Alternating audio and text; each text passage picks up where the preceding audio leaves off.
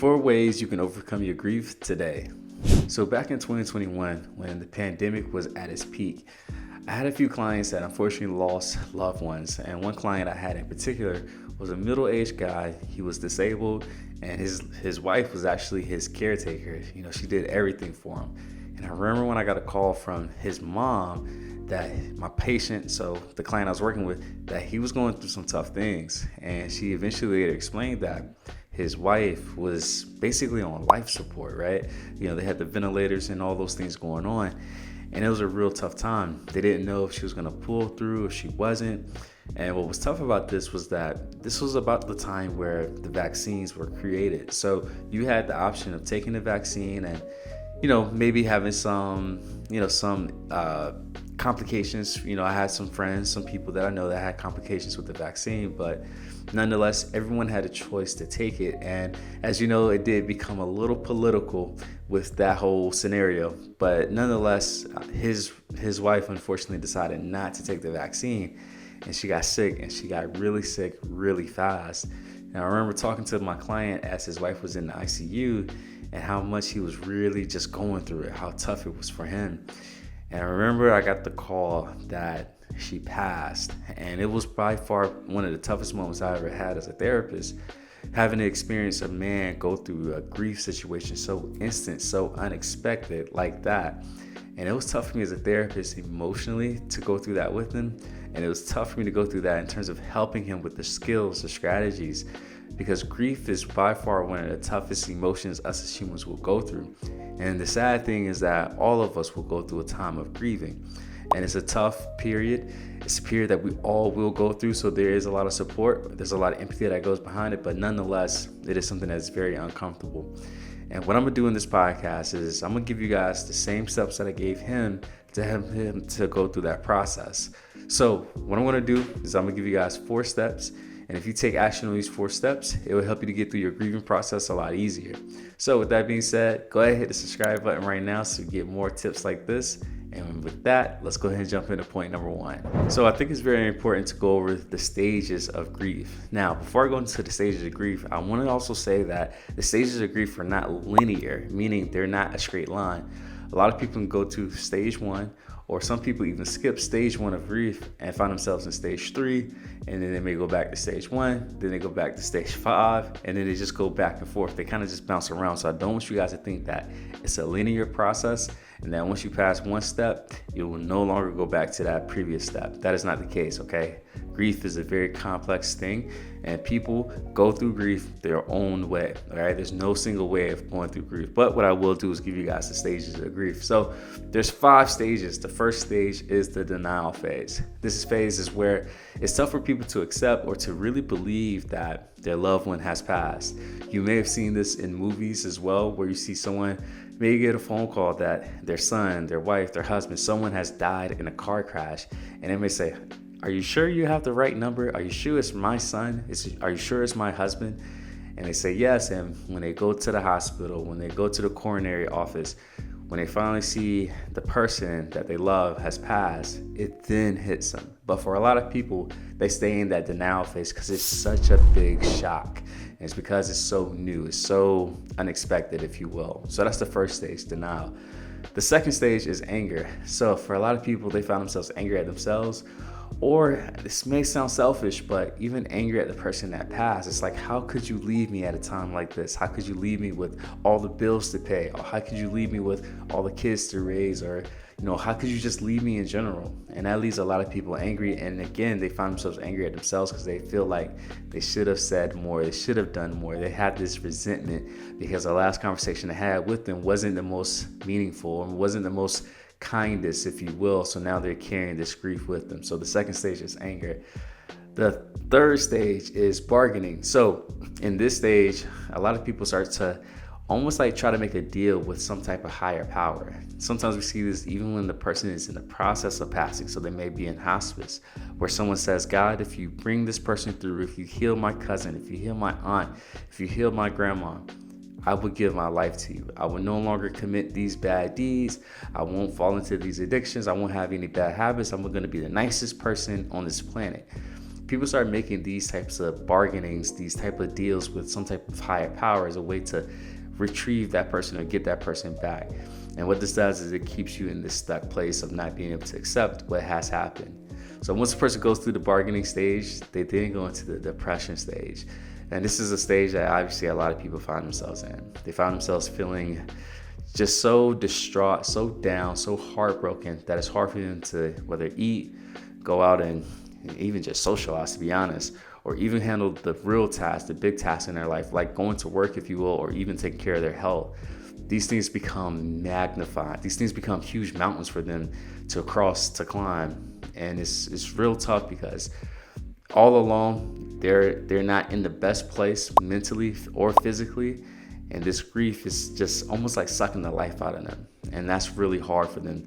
And that's why these 4 steps I'm gonna go over is just so crucial. And then the last step, the last stage is acceptance. So eventually we all get to a place of being able to allow the reality to be the reality. And that's gonna be something I'm gonna talk a little bit about in these 4 steps. But it's something that it's ending point, if you will, right? It's the end of the 5 stages. And even in that stage, I would tell you that you will still experience some pain. And that pain that you experience by your loved one being gone is proof that there was love there, okay? And that's the price we pay for love. Grief is the price you pay for love. I want you guys to remember that. So with that being said, step number 1, the first thing that I need you to do to help you to overcome your grief is to acknowledge your grief. You know, for a lot of people, they do stay in that denial phase. They don't talk about it. They don't want to believe it. They don't, and this is the tough part, they don't visit the gravesite of their loved one. Because when they do that, it becomes real to them. And that realness, they feel as though it'll be so tough that they won't be able to handle it. But I will tell you that you do have it within you to handle this. Trust me, because I've seen it for so many other people, okay? So what I'm gonna do is I'm gonna break down some steps in this first step. So you're gonna acknowledge your grief. And the first way I have my clients do this, the first way that I want you to do this is I want you to write a letter to your loved one that has passed. I want you to write as if they're sitting in that chair right next to you. Tell them all the things that you would like to tell them, especially if you felt that your loved one was lost unexpectedly. You didn't have time to speak to them, talk to them, tell them that you love them. This is your time to do this. What this does is it gives you a safe space to actually express yourself without feeling judged, without being looked bad upon. And this may sound a little counterintuitive, but without receiving help or being told that it's going to be okay. Because even that can feel like it backfires for a lot of people. When people are giving you the sympathy, the empathy, they're saying, oh man, I'm so sorry for your loss. Like for some people, it's hard for them to hear that because they're still, as I said, in this denial phase. And hearing someone say that they're sorry for your loss, it brings them to a reality that they're not ready to accept. So the first step here, within the first step, is to write a letter. The second step is now to share that letter with a close one. Now, what I do tell my clients is that, hey, I can be that first close one. If you haven't thought about seeing a therapist, you should go see a therapist to talk about your grief. We are bound by confidentiality and we're not going to judge you. So do this and you will start to feel a sense of fresh air. You will feel like you can breathe just a little bit because now you're able to express how you're feeling. And that third step, as I said earlier, I want you to visit the gravesite. I want you to go there. You can actually read this letter while you're at that gravesite to actually talk to the person that you've lost. Guys, one of the best things you can do is to keep that memory of that person alive.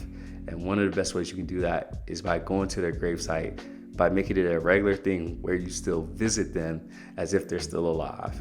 Main point number 2 to help you to overcome your grief, and this is a great one that I use for a lot of my clients, and they've told me that they've really received a lot of help with this, almost just as much or maybe even more help from my sessions. So this one is very, very powerful. But step number 2 is I want you to find a community that focuses on grief. Now, this community could be one that you find in person. So you can go to tons of websites. You can even just Google grief communities near me and you'll be able to find one. If you see a therapist, you can ask them, can they send you some?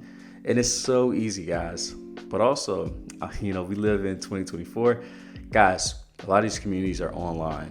You can actually Google on Facebook or whatever site you want to use, but Facebook is a good one. Go to Facebook, type in grief groups, and you will find dozens, if not hundreds, of grief groups where people just like you are experiencing things like grief, and you can hear the stories of people that have gone through the process already, and they will encourage you that there is hope at the end of the tunnel. So right now you may be in stage 1, right, the denial phase, or maybe you find yourself in stage 2 where you're angry.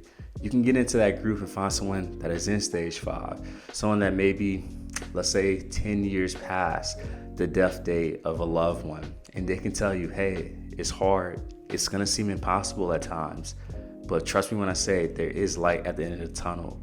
Those stories are sometimes even more helpful than the advice that you get from a loved one, a therapist, or even your pastor, right? Like all these people that you're looking to for help, hearing the stories of someone that has gone through what you're going through is very, very powerful. So I want you guys to find a Facebook community. And this community, again, you can actually just sit in it and be anonymous for a couple months to just read some of the posts. And then what I would tell you is to start to engage those posts little by little. So what I would tell you to do is start liking the posts. Leave a little comment saying thank you. And then you can start posting your own stuff, whether it's anonymous. So you can leave a post anonymously and say, hey guys, I'm having a real tough day because it's the anniversary of my loved one's death. Does anyone have any help? You can also ask in that Facebook group, does anyone know of any books that I can read that focuses on grief that has helped you in the past? That would be a killer. That would be an amazing, right? An amazing resource that you can get. And trust me when I say, if you join a group that has thousands of people in it, which there are, man, you're gonna get so many answers that you're gonna be overwhelmed, but overwhelmed in a good way. So step number 2, make sure you guys find a community, because far too often I see people try to climb Mount Everest, right? So they try to deal with these really tough things alone, and that's a surefire way to fail. Main point number 3, and I gotta admit, I love this third point, and I love it because it gets you emotional in a good way. It serves as like this connection as well that you can have with the person that you've lost, because far too often when people lose a loved one, they think that that's the end of their story, but it doesn't have to be. And you can keep that story alive. So main point number 3 is to simply honor their lives. And I'm gonna give you guys 3 ways that you can do that.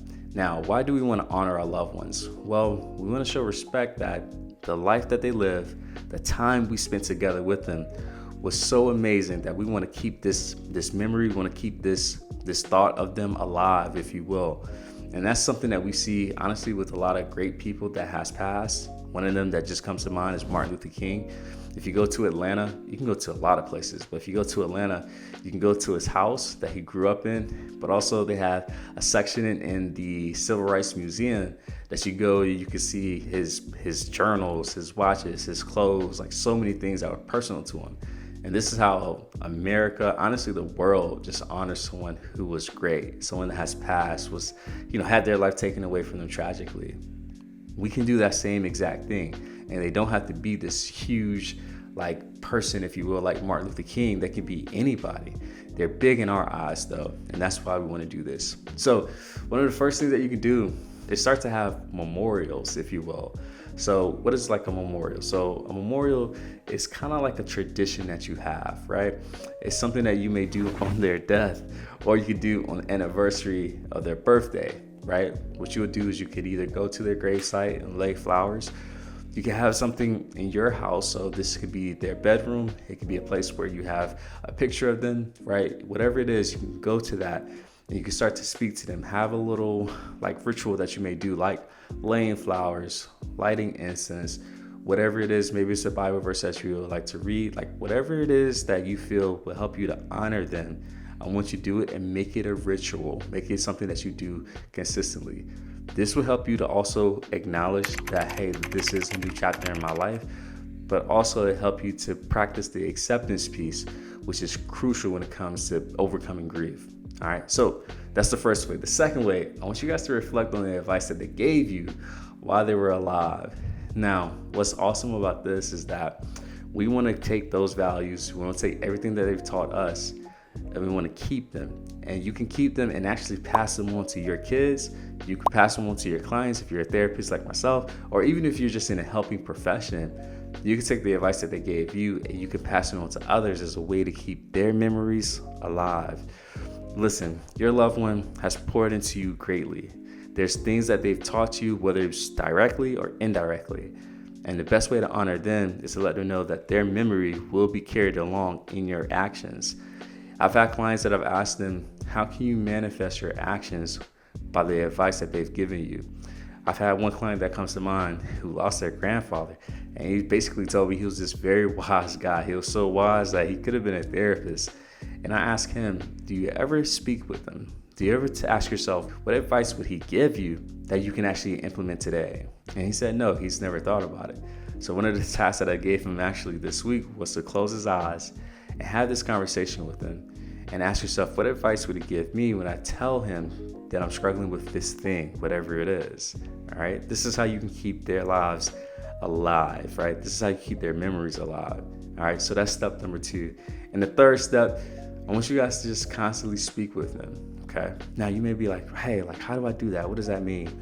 Well, for my people that's spiritual, in your prayers, you can pray to the people that you lost. When you go to the grave sites, you can speak to them as if they're still there. You can also do this by writing letters to them, right? Write letters to them as if they're living in another country, right? Right now you can't see them, but eventually you will see them, right? Write letters as if that's the relationship you guys now have. By doing this, it helps you to, again, acknowledge that they have passed, but it helps you to keep their lives alive, right? Help you to keep their memories intact with you. So you can do this meditating, praying, verbally, writing, so many different ways, but continue to have that dialogue with them and it'll help you to get through that grief. Main point number 4, and before I get into it, just a reminder, guys, hey, action takers are the people that make it far in life. Action takers are the people that are able to overcome things like grief. And if you're listening to this podcast right now, you are an action taker, and the way to do that is to actually subscribe to this channel. Subscribing to this channel, it helps you because these tips that I give are tips that normally I only share in therapy. But by being subscribed to this channel, you're guaranteed to get tips like this, and you don't have to spend a dime for them. Also, you may know someone that may be struggling with something like grief. And if that's the case, this podcast would be a great one to share with them. So go ahead, hit the subscribe button so you can have these gems in your back pocket. So with that being said, the fourth and final way to help you to overcome your grief is to avoid the recency bias. So what is the recency bias? Well, I always love using movies as an example of how the recency bias works. So there's a good chance you've watched a movie and then maybe a few weeks later, you go back and you rewatch that movie. And when you rewatch that movie, I'm willing to bet that you forgot how it started. I'm willing to bet that you forgot the middle parts of that movie. And I'm also willing to bet that you remember how that movie ended.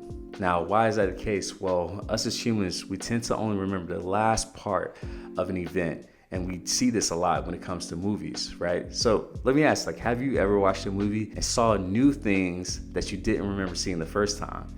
This may also happen when you read books as well. For me, it definitely does. I remember how books start, how they end, but sometimes I forget some gems in the middle, and that's why it's great to reread, highlight, and things like that. Well, here's the thing. When it comes to people passing, we have that same recency bias. We tend to only remember the last few days that the person was alive, the last few days where maybe they were going through excruciating pain, the last few days that we were actually taking care of them, right? You may have been the sole primary caretaker of the person that was passing. Or maybe you remember the last moment, right? When you finally got that call unexpectedly that your loved one has passed. A lot of us, that is the thing that we consume ourselves with. For you, that's probably the thing that you only focus on. And what that does is it does a disjustice to all of their life, right? Like what I mean is you're focused on the last, 3%, right, of their story. And what we fail to realize that there was this whole other part of them, right? This other 97% of their life that they lived, that we have memories that we can look back on. So what I'm saying to you is I want you to focus on the entirety of their life, right? That summer vacation that maybe you guys spent together, right? That night that maybe you guys are outside going for a walk and it was just very, very meaningful because, it was an everyday thing, right? There's so many different memories you have of your loved one that you could think about and you can cherish. And right now, the biggest thing that you're doing that's a mistake is that you're just remembering the last few days. And this is why the recency bias is just something that we need to dismantle. So I want you to remember their entire story. So my challenge to you with that one is just to simply write down 10 of your favorite memories that you had with your loved one. And I say 10 because it's gonna really force you to stretch and think of all the good times that you guys had together. It doesn't have to be big. There may have been a night that you guys went to a restaurant that you never went to, and it was really, really great, right? And it was a great night, and you guys had fun. Something simple. I want you to do this because, again, their whole life is not, and it shouldn't be condensed to the last, let's say, 3% of their life, right? The last, if we're talking about in terms of movie, like the last 10 minutes of that movie, right? There's so much more to them. So real quick, I'm gonna summarize the 4 main steps to help you to overcome your grief. And the first way that I mentioned was to acknowledge your grief. And I gave you guys 3 ways to do that. Write a letter, speaking with a therapist, and going to their gravesite. The second way is to join a community. A lot of these communities are online. Facebook is a great place to start, but also you can meet these communities in person. All you gotta do is do a Google search. The third way that I gave you is to honor their lives. Guys, just because they're gone, that doesn't mean that they have to be gone from your hearts or gone from your mind. You can still honor them in so many different ways. And then the fourth and final way was to avoid the recency bias. So what I'm saying here is that they had an entire life that they lived with you, decades, right? You've probably spent decades with this loved one. And what's happening right now is that you're only remembering the last week, the last 2 weeks that they were alive. You're doing a disservice to them and to you by just remembering that portion. So write down 10 memories, 10 of your best memories with that person, and use that as your foundation. Use that as something that you remember rather than the last painful moments of their life. So with that being said, my name is Coach Wells. Thank you for checking out this